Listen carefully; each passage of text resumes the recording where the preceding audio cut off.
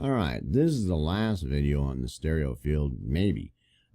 What I want to address here is a very complex issue, and I'm going to try to not make it really complex and try to keep it as simple as possible. And we're going to talk about a moving stereo field. And this can be really simple. The biggest thing to keep in mind when you're dealing with a moving stereo field, that means that if you've gone through and you've watched these other videos and you've made yourself a stereo field and you've actually worked on your stereo field to where you've got your instruments in the stereo field where you want them and in the sections that you've been working on, and you decide to move them around, just, for the heck of it, to do some cool effect. Try to remember that some of the things that can be, involved in that. The first thing that's going to be involved is as you move the instruments around for a moving stereo field, you might change the volumes of them, bring their volumes up on certain instruments or down on certain instruments while you're panning them, or panning them as they're moving, and some kind of the instruments flowing, moving around in the stereo field. And the other thing to keep in mind as you do that, you're also affecting where things sit, in the stereo field, in the frequency realm. So you've set in your EQ of what instruments have their space in the EQ. Now, it may not sound like it, but when you've set that up and you've set up a stereo field, they've got their space in the EQ realm. But as you move them around in the stereo field, that it may affect that some way. I mean, it just might, and it might affect some of the detunings you've done. It might affect some of the delays you've done in doubling tracks. It may affect all those things that you really have to keep an eye on while you're doing it. And is why I was saying small sections at a time. Pick a small section, and really, even the first part of the verse, as you're working at it and you're doing the automation to have that stereo field moving around, that you're really paying attention and listening to what's happening. And you've got your spectrogram out, and maybe and whatever else tools you might be looking at that, and looking at the tracks to see what might be happening to when you're moving stuff around, what it's doing. And that's can be very complex issue, but I'm trying to state it as simple as possible, and that just means slow down, do small sections, and make sure it's right, and you've done a good job as you move through small sections. But the basic complex thing of a moving stereo field can be as simple as you've worked out this stereo field for this 5-piece band, and all of a sudden on this one section that they do this buildup, and they all build up and you bring them you just bring them all into the center, just for this. They're doing this buildup, and you just do all the panning effect, come in, poof, and then boom, and you've got this, and then this explosion where they all, with automation and the panning, drift back out to the spots that they were at.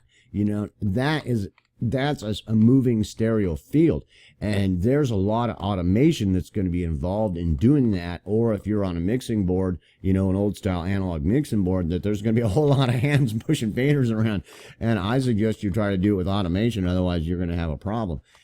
So that's one simple concept. You've set them up in the stereo field, and then for this thing, they're building up in volume decibel, and you bring the panning and automation all in towards to the center, and then all of a sudden when they hit center, bam, and they and they drift back out to their places in the stereo field you set up. That is a very simple explanation or example of a moving stereo field.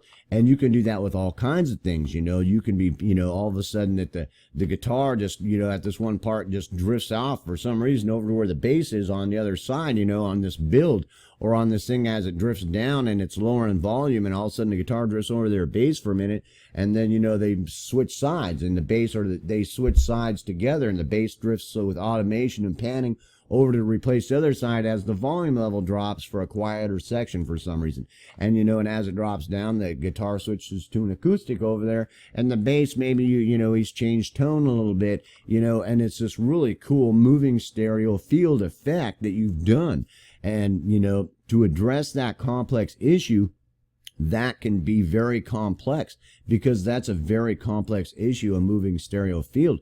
But if you keep it very simple and you understand that when you're doing that, that it's a lot of times can be interacting with the decibel levels of those instruments, with the frequencies that you're using in those instruments, the actual the frequencies that that are being used in the frequency realm, and them being in their spot might change a little bit as they cross each other and as they move through the stereo field for some reason because of the effect. And all the things that you've worked on in your stereo field may be being affected by you doing that. But there's so many cool things you can do in a moving stereo field. You know, I mean, it's just like, I mean, it doesn't seem like it, but I mean, here's another simple example is if you pan something off all the way left, at 100% left, it's going to sound a little bit different in the mix than it's at 95. It just will. So, I mean, you know, and in different DAWs, in a good DAW, that it sounds different. There's a lot of times that I won't pan things all the way out 100% one right or left, because it sounds way right and left rather than it's in a little bit, but it's pretty obvious it's right or left. You know, I mean, that sounds too simple, but I mean, you can hear the difference. And real simple things about a moving stereo field is that the chorus is coming in and you've put that chorus out at 100% left and coming behind this vocalist, and as they're doing this build or this drop, that they fade in to what the vocals panning are. And they actually hear that, you know, and you've turned the volume up on them a little bit or something to accentuate them, and you've got this moving stereo field of them coming into the other thing. And it may not be something that's right in your face sometimes. Sometimes it will be something right in your face, and sometimes it won't. Sometimes it'll be real subtle effect like that. And if somebody's sitting right in front of their speakers or they got the earbuds on, you know, and a decent pair of headphones, they'll be like, whoa, dude, that is so cool. You know, and it's like those kind of things. And with that moving stereo field can be a huge tool for artistic sculpting and creation. You know, you just got to be real careful on what stuff you have the liberty to do that on. Whenever you're doing your own stuff at home, you can do it over the hell you want. Nobody cares. And, you know, nobody can tell you what you want to do in your home. You know, pan it all upside down, you know. I mean, I don't know if you can figure out some way for drums to sound upside down. You know, you're going to find a way, dude, and I don't care. It's my shit. You know, so, you know, does that make sense? So, you know, but the moving stereo field is a huge tool.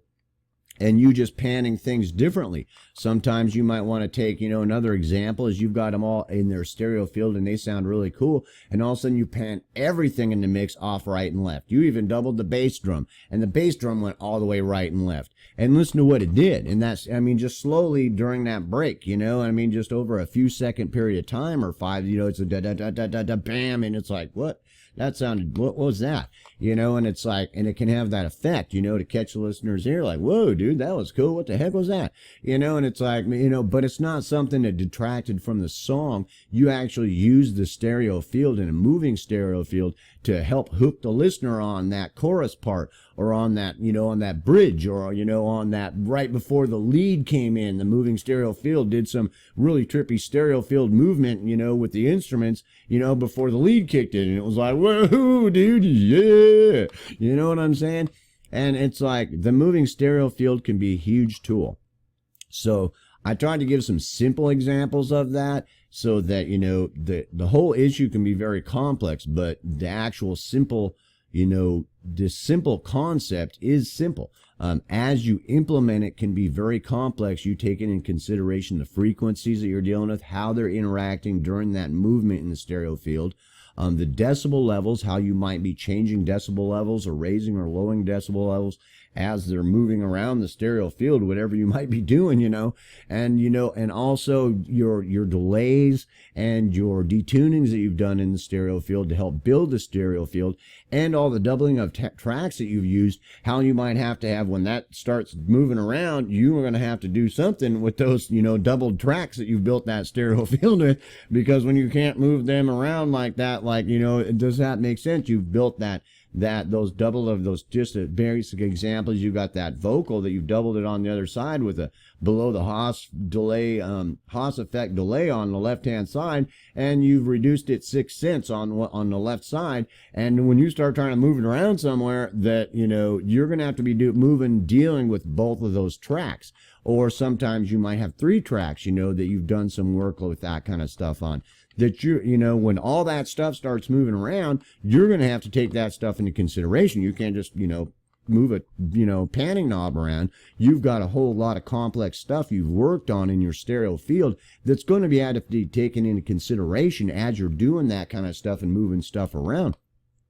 But it's a huge tool, and it's a huge creative tool. I mean, you can do some stuff that's just mind-blowing. You just be listening and go, what just happened there, dude? The keys or something just moved, or the volume dropped, and then it moved, and then it came forward and faded, and and then that went over. What the heck was that? But they're catching, it's not distracting from the song. Sometimes it is. It's effect that you want it to distract from the song, that you want that effect to be doing something and catching their attention for something that's coming up. Or does that make sense? Or sometimes it's not. It's something that's just, that's grabbing their attention and making them pay attention to the song. Wait a minute. Well, that's cool, dude. And right when you sing that, it kind of went, woo. And then, does that make sense? And it's a huge tool to keep them hooked, and keep them looking at your painting, wow. Does that make sense? Because it's something really cool that you spend a lot of time on.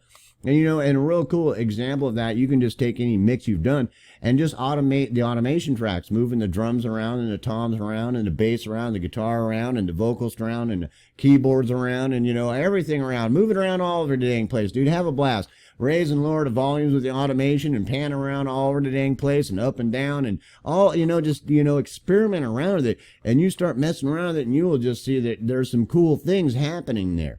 And, and that probably going to come out sounding weird and like, well, it might not. You might like it. You may go, damn, dude, stick that on my record. But, at least you're hearing, some of the things that you won't hear a whole lot of people talk about that movement in stereo field as a huge tool to really do some really cool things. Then all of a sudden, that vocalist just went way out 100%, or it came right in the center as he was dropping down, and then in your face, or faded out, or did something like that, and you've got that moving stereo field. And as you do that, a lot of other things are going to come into play with your delays and your sense and your volume decibels. All that stuff's going to probably interact with that. So it can be a very complex issue. But the basic understanding, I hope I gave some examples that made you go, wow, that's kind of cool. I didn't think about doing that, dude. And start experimenting with it. Because, even simple things of moving, the stereo field moving around and breathing, I mean, even just breathing effects to where they're going in and coming out and coming in and coming out, but the volume decibels ain't changing. But you can tell something's happening and it's making it react differently, for this section, and you're going, wow, what the heck is that, dude? That is so wild, and, somebody sitting around their speakers that's a pet audiophile that, just been waiting for the new, whatever their name band is to come out, and they hear the song, they're like, whoa, dude, because they're like, into it, and it's like, those are the people you're trying to hook anyway. And then it's like, then it becomes popular.